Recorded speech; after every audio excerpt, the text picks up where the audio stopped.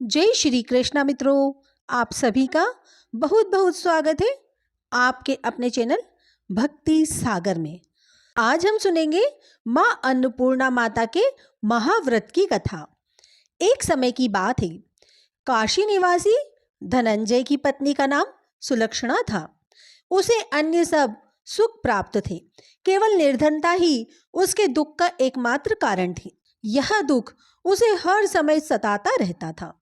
एक दिन सुलक्षणा पति से बोली, स्वामी आप कुछ उद्यम करो तो काम चले, इस प्रकार कब तक काम चलेगा। सुलक्षणा की बात धनंजय के मन में बैठ गई और वह उसी दिन विश्वनाथ शंकर जी को प्रसन्न करने के लिए बैठ गया और कहने लगा, हे देवाधिदेव विश्वेश्वर, मुझे पूजा पाठ कुछ आता नहीं है, केवल आपके भरोसे बैठा हूँ।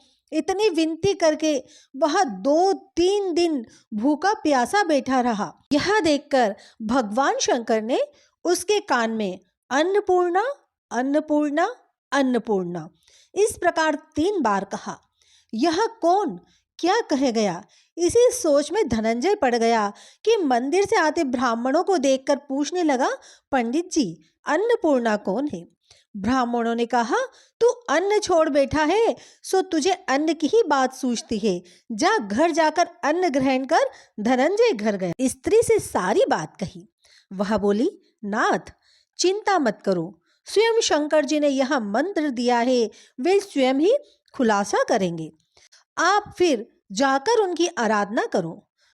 धनंजय फिर जैसा का तैसा पूजा में बैठ गया। रात्रि में शंकर जी ने आज्ञा दी और कहा, तू पूर्व दिशा में चला जा। वह अन्नपूर्णा का नाम जपता जाता और रास्ते में फल खाता, झरनों का पानी पीता जाता।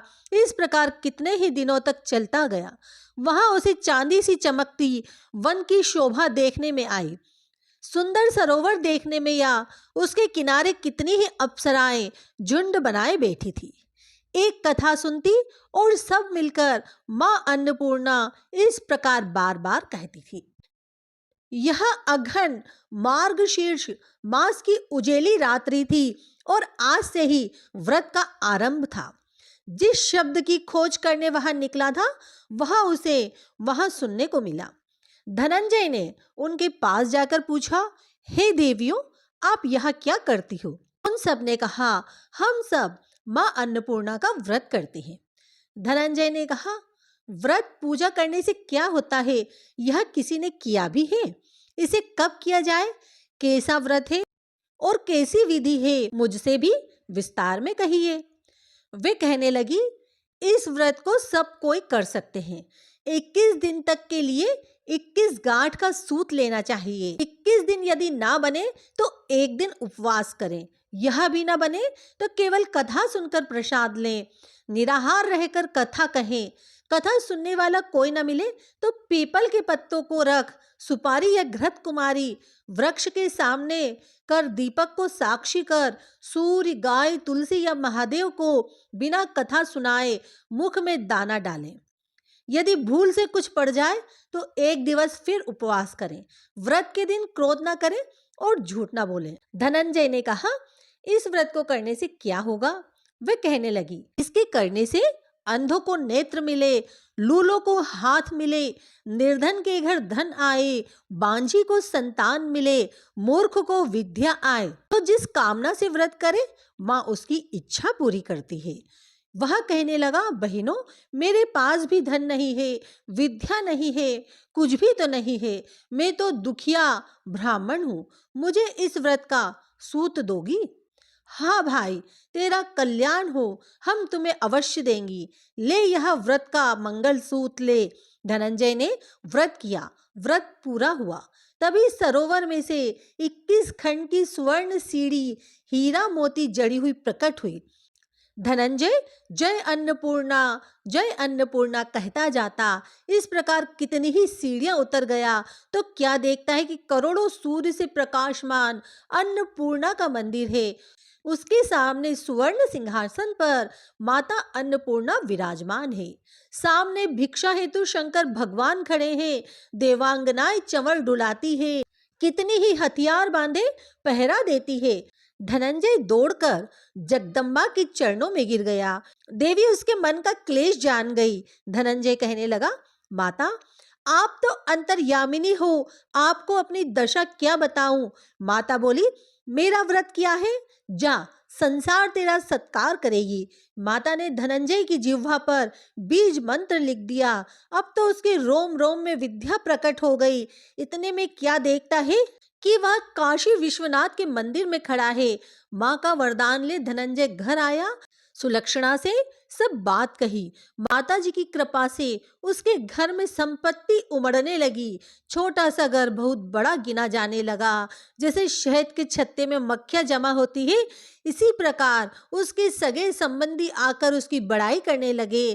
कहने लगे, इतना धन और इतना बड़ा घर, सुंदर संतान नहीं तो इस कमाई का कौन भोग करेगा। सुलक्षणा से संतान नहीं है, इसलिए तुम दूसरा विवाह करो। अनिच्छा होते हुए भी धनंजय को दूसरा विवाह करना पड़ा और सती सुलक्षणा को सोत का दुख उठाना पड़ा। इस प्रकार दिन बीतते गए। फिर अघन मास आया। नए बंधन से बंधे पति से सुलक्षणा ने कहलाया कि हम व्रत के प्रभाव से सुखी हुए हैं, इस कारण यह व्रत छोड़ना नहीं चाहिए। यह माता जी का प्रताप है जो हम इतने संपन्न और सुखी हैं। सुलक्षणा की बात सुन धनंजय उसके यहाँ आया और व्रत में बैठ गया। नई बहू को इस व्रत की खबर नहीं थी। वह धनंजय के आने की राह देख रही थी। दिन बीतते गए और व्रत पूर्ण होने में 3 दिवस बाकी थे। नई बहू को खबर पड़ी। उसके मन में ईर्ष्या की ज्वाला दहकने लगी। सुलक्षणा के घर जा पहुंची और उसने वहां भगदड़ मचा दी। वह धनंजय को अपने साथ ले गई। नए घर में धनंजय को थोड़ी देर के लिए निंद्रा ने आ दबाया। इसी समय नई बहू ने उसका व्रत का सूत तोड़कर आग में फेंक दिया। अब तो माता जी का कोप जाग गया। घर में अकस्मात आग लग गई। सब कुछ जलकर खाक हो गया और पति को फिर अपने घर ले आई। नई बहू रूठकर पिता के घर जा बैठी। पति को परमेश्वर मानने वाली सुलक्षणा बोली, नाथ घबराना नहीं, माता जी की कृपा अलौकिक है। पुत्र कुपुत्र हो जाता है पर माता कुमाता नहीं होती। अब आप श्रद्धा और भक्ति से आराधना शुरू करो, वे जरूर हमारा कल्याण करेगी। धनंजय फिर माता के पीछे पड़ गया और वहीं सरोवर सीढ़ी प्रकट हुई। उसमें माँ अन्नपूर्णा कहकर वह उतर गया। वहां जाकर माता जी की चरणों में रुदन करने लगा। माता प्रसन्न होकर बोली, यह मेरी स्वर्ण की मूर्ति ले, उसकी पूजा करना, तू फिर सुखी हो जाएगा। जा, तुझे मेरा आशीर्वाद है। तेरी स्त्री सुलक्षणा ने श्रद्धा से मेरा व्रत किया है, उसे मैंने पुत्र दिया है। धनंजय ने आंखें खोली तो खुद को काशी विश्वनाथ के मंदिर में खड़ा पाया। वहां से फिर उसी प्रकार घर को गया। इधर सुलक्षणा के दिन चढ़े और महीने पूरे होते ही पुत्र का जन्म हुआ। गांव में आश्चर्य की लहर दौड़ गई। इसी प्रकार उसी गांव के निसंतान सेठ के पुत्र होने पर उसने माता अन्नपूर्णा का मंदिर बनवा दिया। उसमें माता जी धूमधाम से पधारी, यज्ञ किए और धनंजय को मंदिर के आचार्य का पद दे दिया। जीविका के लिए मंदिर की दक्षिणा और रहने के लिए बड़ा सुंदर सा भवन दिया। धनंजय स्त्री एवं पुत्र सहित वहां रहने लगा। माता जी के चढ़ावे में भरपूर आमदनी होने लगी। उधर नई बहू के पिता के घर डाका पड़ा, सब कुछ लूट गया। वे भीख मांगकर पेट भरने लगे। सुलक्षणा ने जब यह सब सुना तो उन्हें बुला भेजा, अलग घर में रख लिया और उनके अन्न वस्त्र का प्रबंध कर दिया। धनंजय, सुलक्षणा और उसका पुत्र माता जी की कृपा से आनंद से रहने लगे। माता जी ने जैसे इनके भंडार भरे वैसे सबके भरे। मार्गशीर्ष मास की अन्नपूर्णा माता व्रत कथा संपूर्ण हुई। धन्यवाद।